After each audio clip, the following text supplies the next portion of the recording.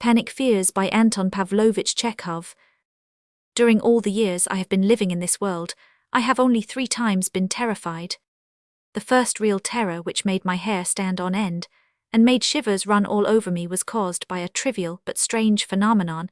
It happened that, having nothing to do one July evening, I drove to the station for the newspapers. It was a still warm, almost sultry evening, like all those monotonous evenings in July, which when once they have set in go on for a week, a fortnight, or sometimes longer in regular unbroken succession, and are suddenly cut short by a violent thunderstorm and a lavish downpour of rain that refreshes everything for a long time. The sun had set some time before, and an unbroken grey dusk lay all over the land. The mawkishly sweet scents of the grass and flowers were heavy in the motionless, stagnant air. I was driving in a rough trolley. Behind my back, the gardener's son, Pashka, a boy of 8 years old, whom I had taken with me to look after the horse in case of necessity, was gently snoring with his head on a sack of oats. Our way lay along a narrow by-road straight as a ruler which lay hid like a great snake in the tall, thick rye. There was a pale light from the afterglow of sunset. A streak of light cut its way through a narrow, uncouth-looking cloud, which seemed sometimes like a boat, and sometimes like a man wrapped in a quilt. I had driven 1.5 miles or 2 miles, when against the pale background of the evening glow, there came into sight one after another some graceful tall poplars. A river glimmered beyond them, and a gorgeous picture, suddenly, as though by magic, lay stretched before me. I had to stop the horse, for our straight road broke off abruptly, and ran down a steep incline overgrown with bushes. We were standing on the hillside, and beneath us at the bottom lay a huge hole full of twilight of fantastic shapes, and of space at the bottom of this hole, in a wide plain guarded by the poplars, and caressed by the gleaming river, nestled a village. It was now sleeping, its huts, its church with the belfry. Its trees stood out against the grey twilight, and were reflected darkly in the smooth surface of the river. I waked Pashka for fear he should fall out, and began cautiously going down. "Have we got to Lukovo?" asked Pashka, lifting his head lazily. "Yes, hold the reins." I led the horse down the hill, and looked at the village. At the first glance, one strange circumstance caught my attention. At the very top of the belfry, in the tiny window between the cupola and the bells, a light was twinkling. This light was like that of a smouldering lamp, at one moment dying down, at another flickering up. What could it come from? Its source was beyond my comprehension. It could not be burning at the window, for there were neither icons nor lamps in the top turret of the belfry. There was nothing there, as I knew, but beams, dust, and spiders' webs. It was hard to climb up into that turret, for the passage to it from the belfry was closely blocked up. It was more likely than anything else to be the reflection of some outside light, but though I strained my eyes to the utmost, I could not see one other speck of light in the vast expanse that lay before me. There was no moon. The pale, and by now quite dim streak of the afterglow could not have been reflected, for the window looked not to the west, but to the east. These and other similar considerations were straying through my mind all the while that I was going down the slope with the horse at the bottom. I sat down by the roadside and looked again at the light. As before, it was glimmering and flaring up. Strange, I thought, lost in conjecture, very strange. And little by little I was overcome by an unpleasant feeling. At first I thought that this was vexation at not being able to explain a simple phenomenon, but afterwards, when I suddenly turned away from the light in horror, and caught hold of Pashka with one hand, it became clear that I was overcome with terror. I was seized with a feeling of loneliness, misery, and horror, as though I had been flung down against my will into this great hole full of shadows, where I was standing all alone with the belfry looking at me with its red eye. "Pashka," I cried, closing my eyes in horror. "Well, Pashka, what's that gleaming on the belfry?" Pashka looked over my shoulder at the belfry and gave a yawn. "Who can tell?" This brief conversation with the boy reassured me for a little, but not for long. Pashka, seeing my uneasiness, fastened his big eyes upon the light, looked at me again, then again at the light. "I am frightened," he whispered.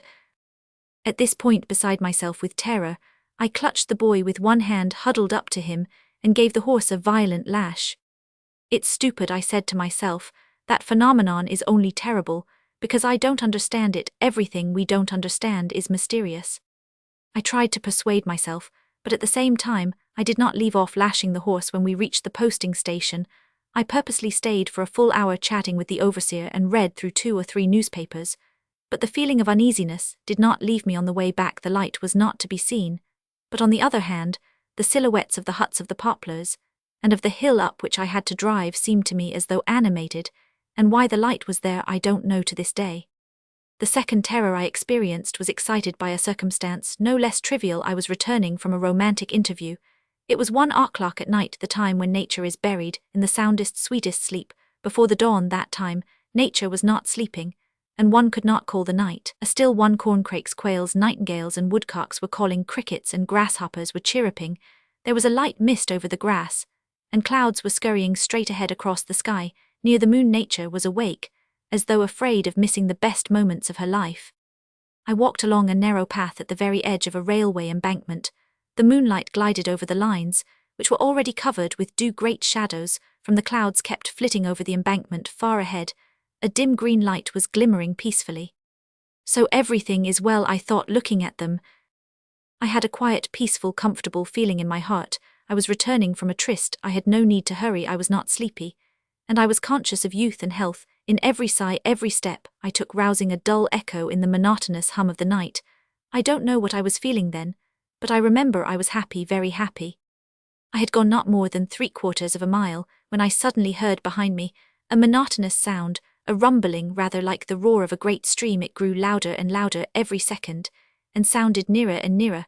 I looked round. 100 paces from me was the dark copse from which I had only just come there. The embankment turned to the right in a graceful curve, and vanished among the trees. I stood still in perplexity, and waited. A huge, black body appeared at once at the turn, noisily darted towards me, and with the swiftness of a bird flew past me along the rails. Less than half a minute passed, and the blur had vanished. The rumble melted away into the noise of the night. It was an ordinary goods truck. There was nothing peculiar about it in itself, but its appearance without an engine and in the night puzzled me. Where could it have come from, and what force sent it flying so rapidly along the rails? Where did it come from, and where was it flying to? If I had been superstitious, I should have made up my mind. It was a party of demons and witches journeying to a devil's sabbath, and should have gone on my way. But as it was, the phenomenon was absolutely inexplicable to me. I did not believe my eyes, and was entangled in conjectures like a fly in a spider's web. I suddenly realized that I was utterly alone on the whole vast plain, that the night, which by now seemed inhospitable, was peeping into my face and dogging my footsteps. All the sounds, the cries of the birds, the whisperings of the trees seemed sinister, and, existing simply to alarm my imagination, I dashed on like a madman, and without realizing what I was doing I ran, trying to run faster and faster. And at once I heard something to which I had paid no attention before. That is the plaintive whining of the telegraph wires.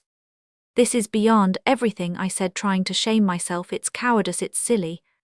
But cowardice was stronger than common sense.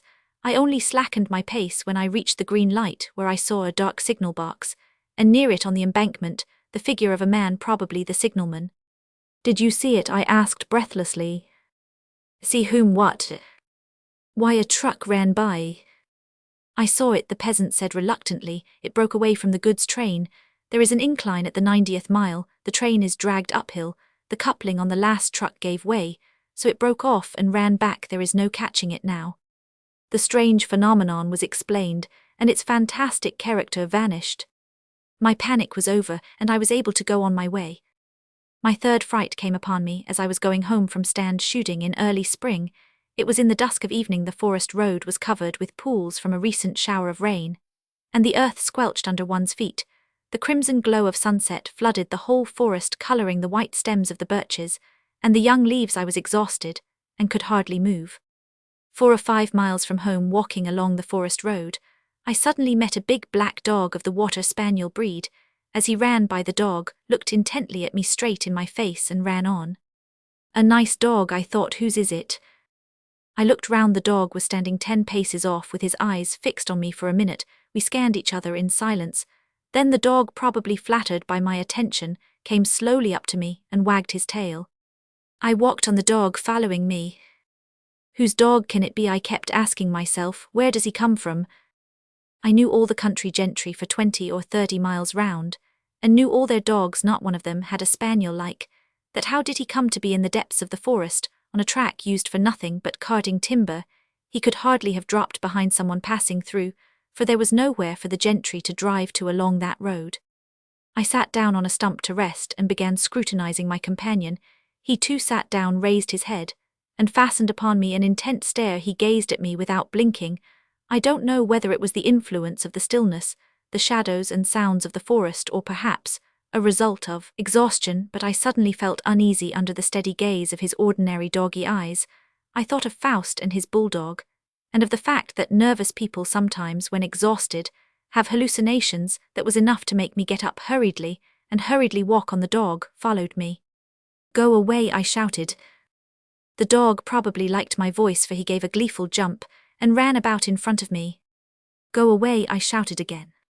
The dog looked round, stared at me intently, and wagged his tail good-humouredly. Evidently my threatening tone amused him. I ought to have patted him, but I could not get Faust's dog out of my head, and the feeling of panic grew more and more acute. Darkness was coming on, which completed my confusion, and every time the dog ran up to me and hit me with his tail like a coward, I shut my eyes. The same thing happened as with the light in the belfry and the truck on the railway. I could not stand it, and rushed away.